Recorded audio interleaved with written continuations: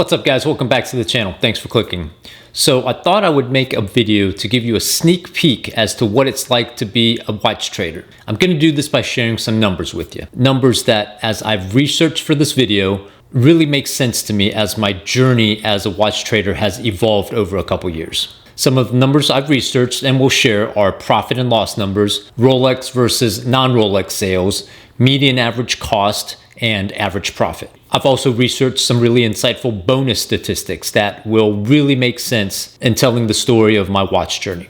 All of this as, again, someone who has had a full-time job. I do this on the side just for fun, and I've been doing it for a couple years. Two pieces of sidebar information. I don't know if you're going to start with $10,000 or $100,000. So if I speak in percentages, it'll be more relevant for you specifically. So let's get started. My average profit per transaction has been $603. By the way, all of these numbers will have taken into account all my costs, meaning if I'm flying somewhere to do 1 or 3 deals, I'll split that up and divide that and add it into each of those. So that 603 is going to be net profit. Next piece of information, of all of my transactions, 6.5% of them I've lost money on, for a total loss of $6,700. My biggest one transaction loss was $3,100. There's a whole story on that freaking Pepsi, but long story short, that was completely my fault. Lesson learned, and that's never going to happen again. Next, of the transactions I've done, 15% of them have been a profit of under $300. 79% has been a profit of $1,000 or over. My takeaway on those is a couple things. Number one, obviously there was a learning curve to my journey. And number two, it's all about the retail client, which I get into in my mentorship. Some of the smaller profits were sold at wholesale, and the large ones might have had a longer holding time, but they were sold to retail customers. On the flip side, the $1,000 and over ones were purchased from retail customers. Again, something I get into in my mentorship. Now, getting into the nitty-gritty a little bit, my average profit on Rolex is $556. 19% of my transactions were non-Rolex. Average profit on those, $808. So $556 on Rolex, $808 on non-Rolex.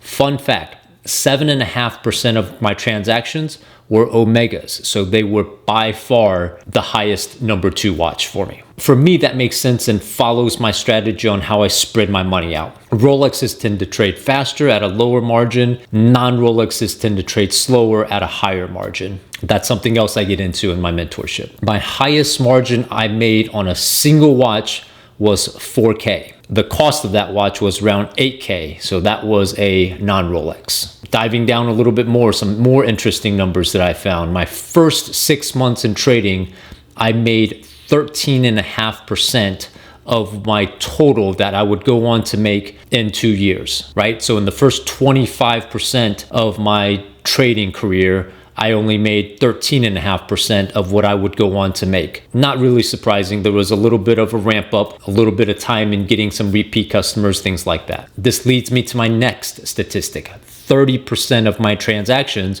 were from repeat customers. This was probably the biggest takeaway in me doing my research for this video.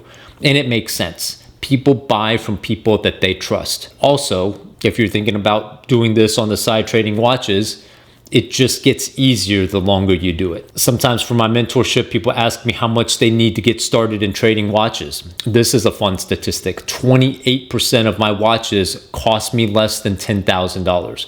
My median cost was $12,700. My average cost was $12,503. Another interesting statistic, my average profit on watches that cost me under $4,000, my profit was $687.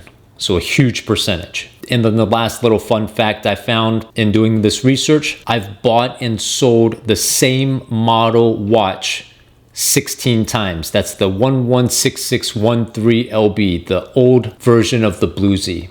Bought and sold it 16 times. My takeaway from that is, if you're thinking about trading watches and you're starting your journey, a couple things. Buy and sell something that you're intimately familiar with the pricing on. And number two, find a spot in the market that no one else is in, right? For me, I saw an opportunity because of the price difference between the 116613 and the 126613. for a couple $1,000 difference. It's pretty much the same watch as the 126613. It looks better because it has the gold font. Yeah, you get the 40-hour power reserve and not the 70, but if you wear it every day or every other day, it doesn't really matter. Anyways, just wanted to jump on and share some of these numbers with you. Hope you found it interesting. Again, I've bought and sold watches for a couple years just on the side. I work a full-time job, so basically it's just listing watches on the weekends, responding to messages here and there, running to FedEx at night. And the great thing is, as you've seen here, you don't have to have a lot of money to start, and it just gets easier with time. So if you're interested, I've got a 6-month mentorship that I can show you everything I've learned in the last couple years. Nothing that you can't figure out yourself, but I'm just saving you the time and the money. I wish somebody would have told me about that Pepsi because I would have saved $3,100. Anyways, if you're interested, drop me a note down below. Either way, do me a favor, drop a comment on this video, like and subscribe to the channel. Thanks so much for watching, and we'll see you on the next video.